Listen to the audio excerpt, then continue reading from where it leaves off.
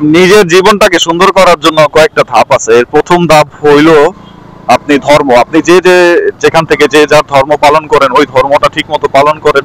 নিজের মনের মধ্যে আল্লাহ ভীরুতা, খোদা ভীরুতা অথবা আপনার ঈশ্বর ভীরুতা আনেন, তাহলে হচ্ছে আপনার জীবন সুন্দরের প্রথম ধাপ কমপ্লিট হবে।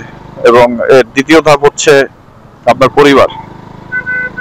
সর্বপ্রথম যদি কেউ সিঙ্গেল থাকে তাহলে হচ্ছে সে তার মা বাবা আত্মীয় স্বজনের সাথে মানে যতটুকু সম্ভব ভালো সম্পর্ক বজায় রাখা। আমরা মনে করি কি আমি তো আমার ওই বয়সটা পার করে আসছি, যে ছোটবেলার বয়স, ওই বয়সটার মধ্যে আমরা মনে করি কি তারা আমাদের শত্রু, আমার মন মতো কিছু করতে দেয় না। কিন্তু তারা যা জানে, তাদের যা অভিজ্ঞতা, এর এক কোনাও আপনাদের মধ্যে আসে নাই। যারা এখনো বিয়ে শাদী করেন নাই, এর আগ পর্যন্ত এক কোনো অভিজ্ঞতা আসে নাই। এখন আমাদের সমাজ অনেকটুক স্মার্ট হয়ে গেছে, যে কারণে হচ্ছে এখন মানুষজন আগা যাচ্ছে। কিন্তু তারপর আমি বলতে চাচ্ছি, আমার মতো যারা ওই যে সমাজে বড় হয়েছি, যে পরিবেশে বড় হয়েছে, ওই পরিবেশে যারা বড় হয়েছে তাদের জন্য এটা খুবই ডিফিকাল্ট এসব মানা। কিন্তু আমার মতে মা বাবা আত্মীয় স্বজনের কথা শুই না সামনের দিকে আগানো হচ্ছে আপনার জীবনের দ্বিতীয় লক্ষ্য।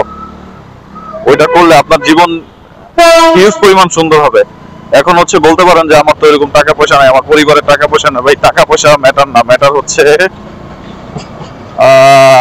জীবন। এটা কখন বুঝবেন জানেন? যখন হচ্ছে আপনার 30 বছর পার হবে, আপনি যখন বিয়ে করবেন, আপনার যখন বাচ্চা হবে, তখন আপনি বুঝবেন যে এটার কি একটা মর্ম। জীবনটা আসলে কিছুই না। ওই প্রেক্ষিতে বলতে যাই, আমার সন্তান হয়েছে, সন্তান হওয়ার পর আমি বুঝতে পারছি যে জীবনের মূল লক্ষ্য কি। ওইটা হচ্ছে, জীবনের মূল লক্ষ্যটা হচ্ছে কি ভাই, যে শুধুমাত্র নিজের বাচ্চাকে, বাচ্চাদেরকে, আত্মীয় স্বজনদেরকে, সমাজকে, মা বাবাকে কিভাবে ভালো রাখা যায়। ও মা গো, এখন হচ্ছে আমার জীবনের মূল লক্ষ্য হচ্ছে এটা। এরপর হচ্ছে যারা বিয়ে করছে, বিয়ে করার পর মানে এই যে আমার যে অবস্থায় আমি আছি, আমি কিন্তু আগে খুবই ডান পিটে ছিলাম, মানে কোনো কিছুই মানতাম না, যা মন চায় তা করতাম, ঠিক মতো পড়ালেখা করতাম না, দুষ্টামি ফাইজলামি করতাম। এখন বুঝতেছি যে এগুলোর মর্মটা কি, এবং ওইটা বুঝাই সামনের দিকে আগাচ্ছি। এখন আল্লাহর অশেষ রহমতের কারণে আমি একটা ভালো পর্যায়ে আছি। এখন এই রহমত সবার উপরে নাও থাকতে পারে। তখন আপনি কি করবেন? তখন আপনার প্রয়োজন হলো ওই যোগ্যতাটা, আর হচ্ছে ওই ভালোবাসাটা, ফ্যামিলির যে ভালোবাসাটা, ওটাই আপনাকে অনেক বড় করে তুলবে। এরপর হচ্ছে নিজের ওয়াইফকে, সন্তানকে যথেষ্ট পরিমাণ সময় দেন। আপনি যত ভালোবাসবেন ভবিষ্যৎ আপনার তত ভালো হবে, যত সময় দিবেন ভবিষ্যৎ আপনার তত ভালো হবে। এরপর আরেকটা জিনিস বলতে চাচ্ছি, যে যারা চাকরি করেন বলেন যে সময় পায় না, এই পায় না, কি বলেন ভাই? সময় পান না? আপনি 8 ঘন্টা সময় পান, ধরেন আপনি 24 ঘন্টা থেকে 8 ঘন্টাই সময় পান। আপনি 8 ঘন্টার থেকে বাসায় যে 2 ঘন্টা পার্সোনালি নিজের ওয়াইফকে, বাচ্চাকে সময় দিবেন, দেখবেন কি যে আপনার পরবর্তী জীবন অনেক সুন্দর হয়ে যাবে। এটা হচ্ছে এক প্রকার আমল করে রাখতেছেন। আপনি যখন বয়স বেশি হবে বা আপনার যখন দুঃসময় আসবে, তখন দেখবেন কি এই পরিবার সন্তানই আপনাকে আগলায় রাখবে। এবং তাদের সাথে দুর্ব্যবহার করলে একটা সময় যে আপনার উপরেও ওই প্রভাবটা এসে পড়বে। এরপর হচ্ছে আমাদের সামাজিকতাটা মেনটেন করে চলতে হবে। সামাজিকতা মেনটেন করে চললে, আপনার লেনদেন ঠিক রাখলে, সাধারণ মানুষদের সাথে ভালো ব্যবহার করলে, রিক্সাওয়ালা, সিএনজি, তারপরে যারা যারা গরিব মানুষ আছে আপনাদের আশেপাশে, আপনার থেকে গরিব যারা আছে, তাদেরকে যথেষ্ট পরিমাণ সম্মান করবেন, দেখবেন কি আপনি রিটার্ন খুব খুব অল্প সময়ে ওইটা পাবেন। এরপর হচ্ছে টাকা পয়সা। টাকা পয়সা সম্পূর্ণ ভাই, আমরা মনে করি কি আমি টাকা কামাইতেছি, আমি বড় লোক। এটা কোনোদিনও না। টাকা পয়সাটা সম্পূর্ণ যে উপরওয়ালার হাতে।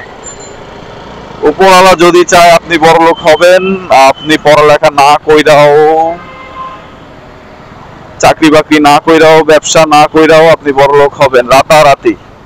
আর উপরওয়ালা চায় যদি আপনি গরিবই থাকবেন, আপনার রিজিক যদি অল্প টাকায় ফিক্সড করা থাকে, তখন আপনি যতই ভালো পড়ালেখা করেন, যতই নিজেকে সার্ভ করেন, কোনোদিনও আগাতে পারবেন উপরওয়ালার সাহায্য ছাড়া। কি রে, এত জাম কেন? এই যে শুক্রবারের দুপুরবেলা, জীবন এত জাম থাকার কথা না, বাসগুলোর কারণে হচ্ছে এই অবস্থা। আচ্ছা, টাকা পয়সার ব্যাপারে আছে, যে টাকা পয়সার ব্যাপারে বলতেছিলাম, এই হচ্ছে। ও আঙ্কেল, যান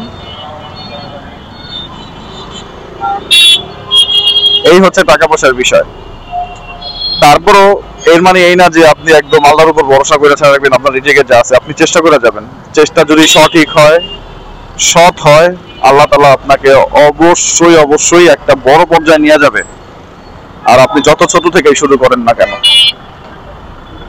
আর আমার এই কথাগুলো যে মাথায় রাখবে, আমি জানি এটা অনেকের মনের মধ্যেই আছে, কিন্তু কেউ মুখে প্রকাশ করে না। আজকে আমি বইলা দিলাম, বলার কারণে যদি কারো কোনোদিন উপকার হয় তখন তারা চিন্তা করবে না। সর্বোচ্চ আমার থেকেও আমার বয়স তো মাত্র অর্ধেক হয়েছে জীবনের, মাত্র না বলতে গেলে সে অর্ধেকই শেষ, অর্ধেক হয়েছে, কিন্তু আমার থেকেও যারা বয়সে বড় তারা বুঝে এই আমার এই কথাগুলোর মর্ম।